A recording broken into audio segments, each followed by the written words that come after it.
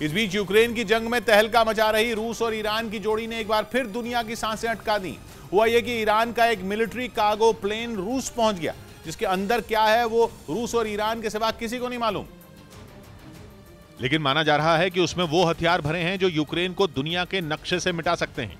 Iran का रूस को दिया शाहिद ड्रोन पहले ही यूक्रेन पर मौत बरसा रहा है। उसने जंग में पुतिन का पलड़ा भारी कर दिया है और जेलेंस्की सिर पकड़कर बैठने को मजबूर है।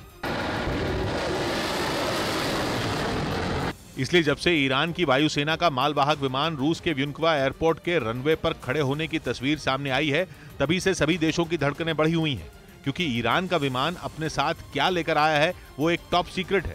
अब बस सब यही सिर खुजाने में लगे हैं कि ईरान और रूस की जोड़ी जाने क्या गुल खिलाने वाली है। रूस ने ब्रिटेन के राजदूत को तलब कर लिया और कड़ी फटकार लगाई। खबर है कि रूस के पास इस बात के पक्के सबूत हैं कि यूक्रेन की जंग में ब्रिटेन की फौज और खुफिया एजेंसी की भूमिका है।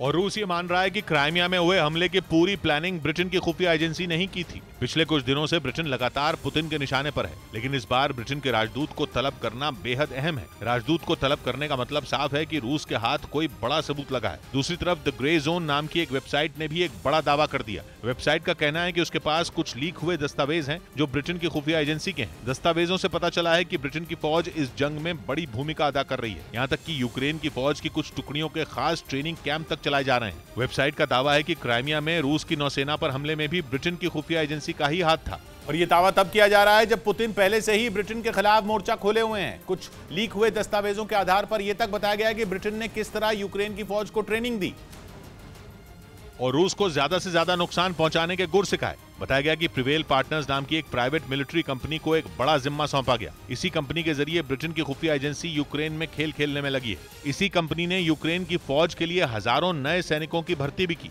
उन्हें 4 मूल मंत्र बताए गए: shoot, move, communicate and survive, यानी कैसे बिजली की रफ्तार से वार करने के बाद भागा जाए, फिर कैसे नुकसान की खबर बिना वक्त गंवाए पहुंचाई जाए और खुद को कैसे बचाया जाए। इस खुफिया यूनिट का काम करने का अंदाज यूक्रेन की फौज से बिल्कुल अलग है। इन्हें विस्फोटक बनाना और धमाके करना भी सिखाया जा रहा है, बहुत कुछ वैसे ही जैसे टेरर कैंप में होता है। माना जा रहा है कि इन जानकारियों के सामने आने के बाद ब्रिटेन और रूस के बीच तलवारें खिंचनी तय हैं।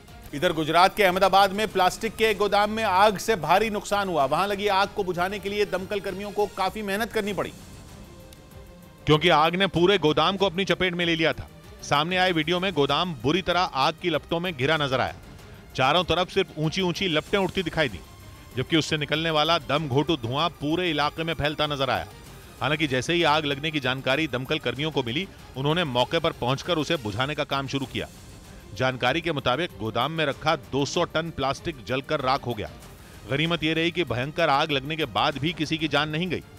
बताया गया कि किसी ने जलती हुई बीड़ी गोदाम के अंदर फेंक दी थी, जिसकी वजह से आग लगी।